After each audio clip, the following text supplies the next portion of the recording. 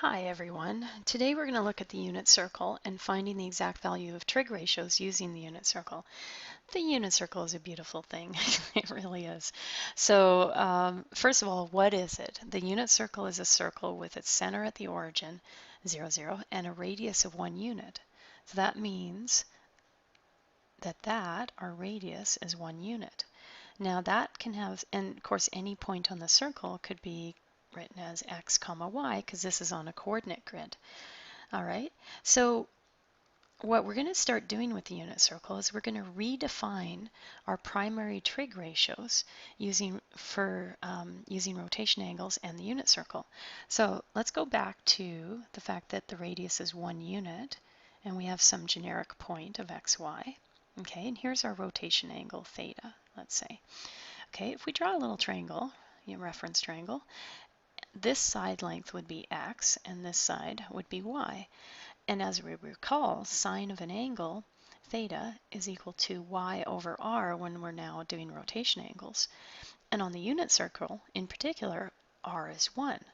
So what happens then, y divided by 1 is just y, and that means that the sine of an angle on the unit circle is the same as the y coordinate on the unit circle. And we're going to use that on our examples coming up later. Okay, next, cosine theta is x over r using our rotation angles, adjacent over hypotenuse. And again, radius is 1 on the unit circle. That means x over 1 simplifies to just x, and that tells me that the cos of an angle on the unit circle is the same as the x coordinate. And then tan, still defined as y over x, or in particular, the y coordinate divided by the x coordinate on the unit circle. Okay, so main result of this is the coordinates on the unit circle are x comma y, but for the unit circle that would be cos theta comma sine theta, where theta is your rotation angle. Okay, let's put that to work on an example from your absolute value publications workbook. I've reproduced it here so we didn't have to flip back to the workbook for this one. So we have on page 535 in your workbook, we're going to do this example. Use a calculator to determine to 4 decimal places the coordinates of the point on the unit circle. Okay, so if they tell you the points on the unit circle and there's a rotation angle of 2 pi over 5, that would mean that the coordinates would have to be the cos of theta comma the sine of theta. And we know theta, right? So that means our point would become the cos of 2 pi over 5, comma, the sine of 2 pi over 5. Okay, to figure that out to 4 decimal places where you're going to use our calculator, you just want to make sure you're in radian mode. So let's bring up our calculator here. There we go. And here's our calculator, at least part of it. Okay, so let's do that. Okay, so we'll just clear what we had there here. Let's check our mode. Mode, yes, I'm in radian. Make sure you are. If not, go down to radian and click enter on it. Second quit out of there. And we're going to type in the cos of 2 pi divided by 5. And hit enter. And we get that number. So 0.3090. That's going to get written down on your page. And then we'll do the sine of, now let's say I didn't want to type that in again. Here's what I would do. Second enter, and it brings up what I just typed in. Go back to sine, or to the cos, and just hit sine. Yay, and now you just have to hit enter. Saves you some time. Okay, so we're going to copy those numbers down onto our page and go back to our notes. Okay, so we have those to 4 decimal places. Did you round everything according to what it should be? 3090, 0.9511. Okay, so that example is finished. Okay, another cool feature of the unit circle. First of all, the equation can be found using Pythagorean theorem. Do you remember that?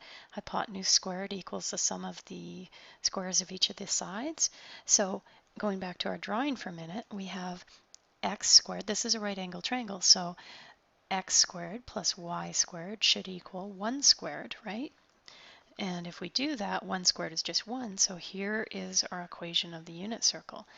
That's very useful to know, because if we have a point that they tell us is on the unit circle, it should satisfy that equation. So if a point xy lies on the graph of a relation, that point will satisfy the equation. In other words, you sub in and left side should equal right side.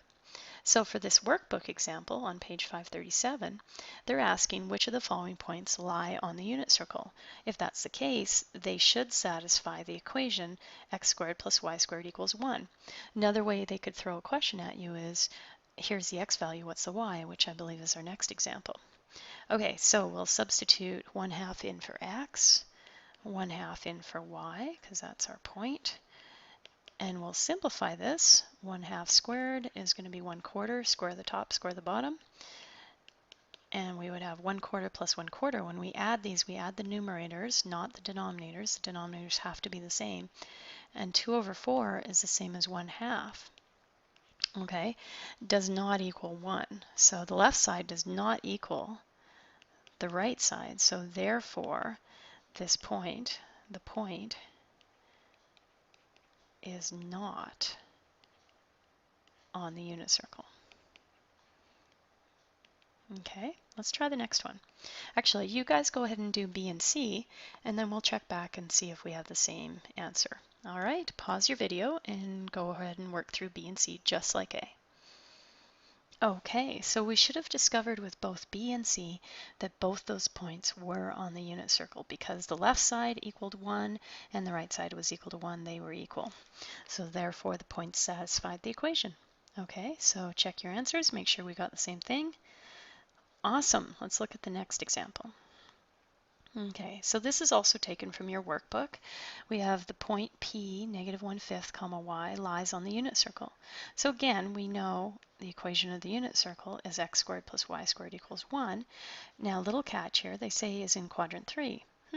Don't know yet why they're telling us that. We will very soon. So we are going to, they want us to find the value of y, so we are going to sub our x value that they gave us from our point in for x in the equation for the unit circle and solve for y. So that should be 1/25, and then we will subtract the 1/25 to the other side, and you can use your calculator for this part if you like, but that'll be 24/25.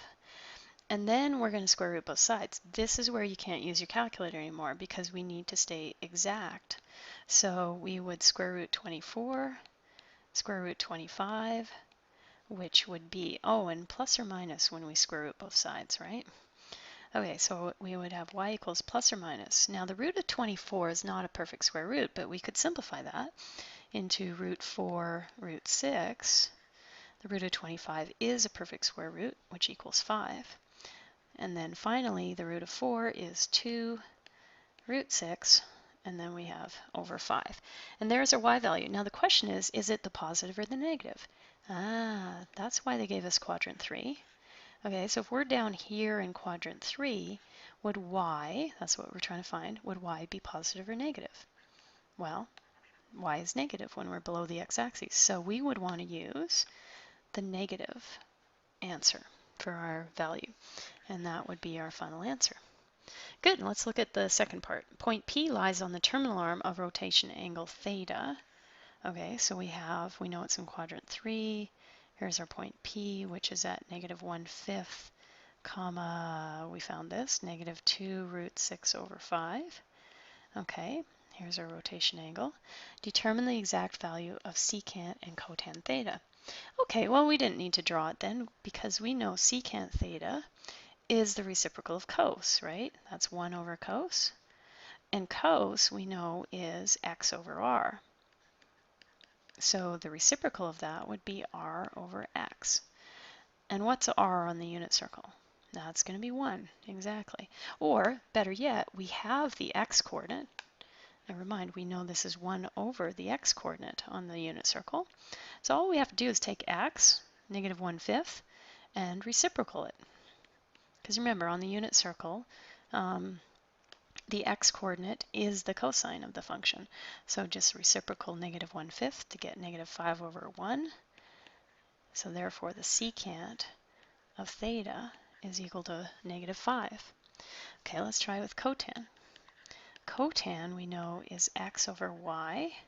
So if we put the x coordinate, negative 1/5, over the y coordinate, negative 2 root 6 over 5, in, okay, now first of all, those 5's can cancel. Let me show you why.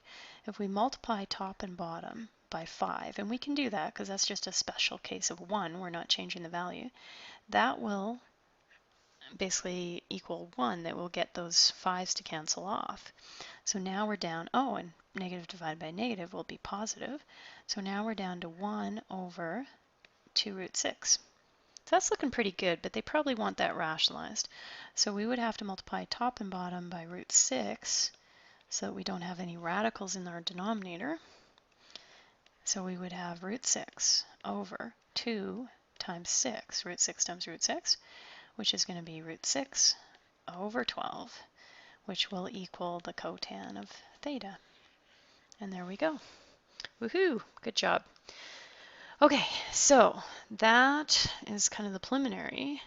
Now we're going to look at exact values of trig ratios using the unit circle. Okay, so this is where, when we did the lesson on thinking in radians, where we need to kind of remember where these angles are. Okay, but if you recall, the sine of the angle is equal to the y-coordinate. That's going to be important. The cos of the angle is going to equal the x-coordinate. Okay, and what's the radius on the unit circle? Radius is equal to 1. So those are the characteristics of the unit circle that I'm talking about, those three. Okay, so we're looking at multiples of pi over 2. First of all, that angle, or actually remember where pi is all the way to here, halfway would be pi over 2. I'm going to write that up here because it's going to get kind of complicated in the middle here. All the way down to here would be 3/2 of a pi, and all the way around here would be 2 pi, or also called 0. That's where we started. Okay, now let's talk about our coordinates there. I'll do that in a different color. Okay, so right here, remember the radius is equal to 1 unit on the unit circle, right? So the coordinates of this point on the unit circle at 0 or 2 pi would be 1, 0. Okay, the coordinates up here would be 0, 1. Okay, 0, 1. Over here, we've gone left, so it would be negative 1, 0. And down here at 3 pi over 2, our coordinates of that point on this circle would be 0, and we've gone down, so negative 1. All coming from the fact that the radius is 1.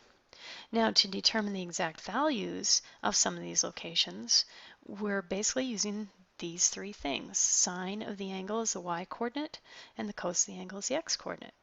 Now, the goal of the unit circle is not to rush into the test, copy down what you've memorized, hopefully you get it right, and then use whatever you might need. The goal of the unit circle is to understand it and write it down when you need to.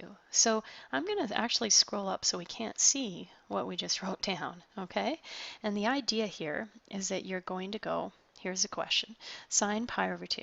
You go, oh, pi over 2, where is that? Let's draw a little unit circle, just big enough so you can put some stuff on it. Okay, half a pi, that's what you should think. Half a pi would be here. Write down the coordinates there, so I didn't go left or right, so 0, and the radius is 1, so 0, 1. There we go. Next, you look back at the trig function. Sine. Sine is y. Where is y? So now what we're looking for is, what is the y coordinate at this location? Well, that would be 1. And there's our answer. Didn't quite need all this room, right, to do these questions. These questions, after a while, when you get good at them, are going to go really fast. And sometimes you might even get to the point where you don't need to draw the unit circle anymore. You just visualize it in your head. Okay, next question. Next example, cos 3 pi over 2. Okay, focus on the angle. 3/2 of a pi. So a full pi is here, and another half would be down to here. So we are right here for that angle. Write down what the coordinates would be. Again, x would be 0, y is negative 1. This time, though, we want cos. Cos is the x-coordinate on the unit circle. What's x? X is 0. So the answer to the exact value of cos of 3 pi over 2 is 0. All right, we're going to finish up the rest of those examples in the second part of the videos. We'll see you then.